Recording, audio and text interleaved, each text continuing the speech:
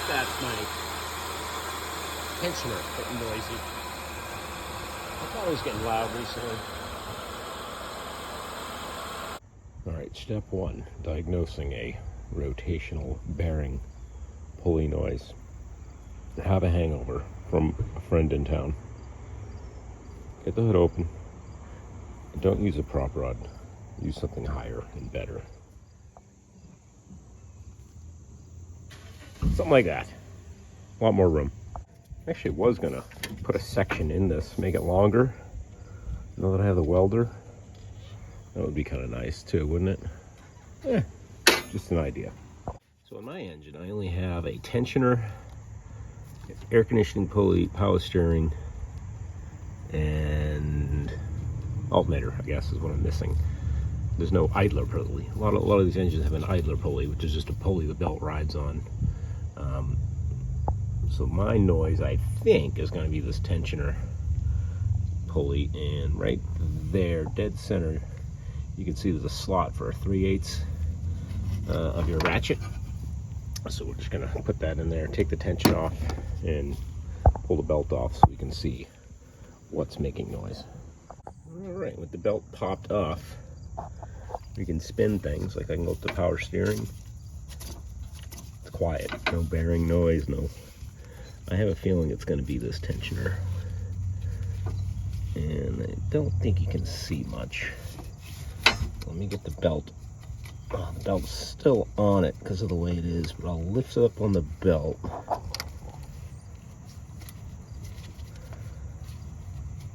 And spin it. I think I'm still getting. I wonder if my alternator bearing's going. Oh, that would suck. Alright, my tensioner was fine, which is that one. Down there is my air conditioning. See if you can hear this over my neighbor weed whacking. Oh yeah. I'll stick the microphone down there.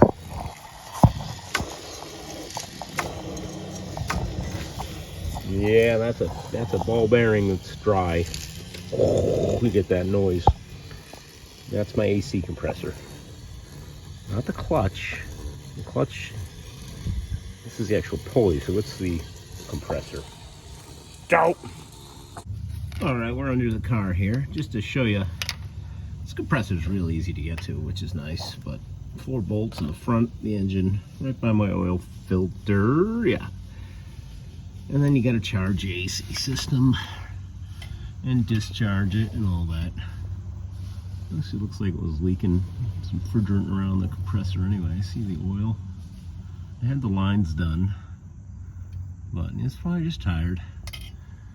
Alright, we'll revisit this. Okay, as I said, we're revisiting my bearing failure on my AC compressor.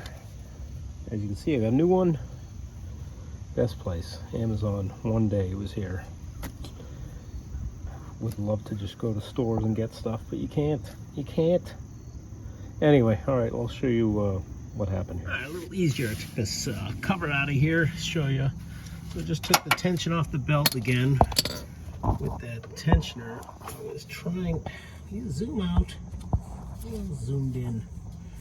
Took the bolt, took the tension off that. Look at this thing. The bearing seized to the shaft, and it broke the shaft. So the shaft, the only thing holding it right now is this 8mm bolt.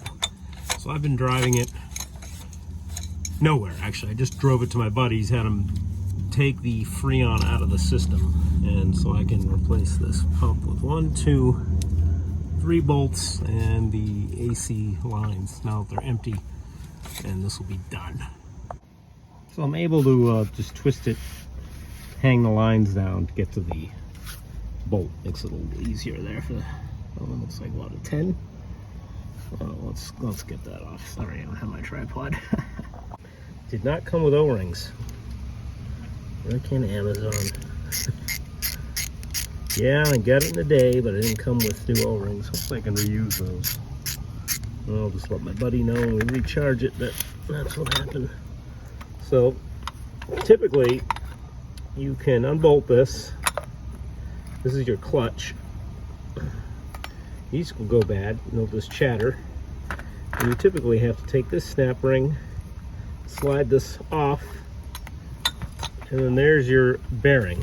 But you can see my housing snapped, the bearing seized and snapped the housing off.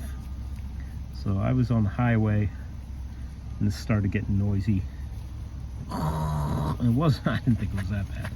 But I freed it up by taking this plastic off, filling this full of grease, just so I could drive it to the shop and drain it, but drain the system. So put this back together and we are good to go. Ugh, Mike, you're such a liar. Just to get views and likes. You're such a sellout. There are the O-rings. Came in 2 new O-rings. Huh? Alright. And I'm not going to... You can drain, they tell you drain the oil. So whatever comes out is what you put in. Usually it's 2 ounces, so... Talk to mi amigo who's going to be charging it, and he's like, yeah, we'll just put in 2 ounces no matter what. So too much is never enough. Using some more super clean on these bolts. Go check out my video on the engine degreasing, and I have an offer. What you're gonna do, check the video out, leave a comment, and if you're one of my subscribers, they will send you free samples. Come on, simple. Oh yeah, shiny new. All right, there we have it.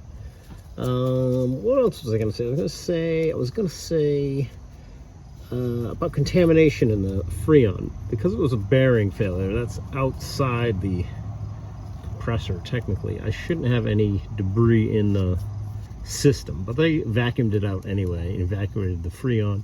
So, but it's always a good idea to, if you have a component failure, to definitely, I mean, you pretty much have to. So, unless you're doing the wrong thing and just venting to the atmosphere, don't do that. Don't be that guy.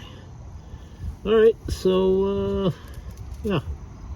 Maybe I'll do a follow-up when I fill the system. Wow, it's nice and quiet. I don't know if you can tell.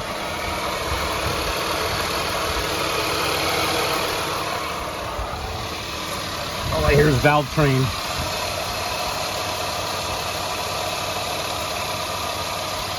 I left it disconnected so I don't accidentally turn it on and run the system dry. V6 power.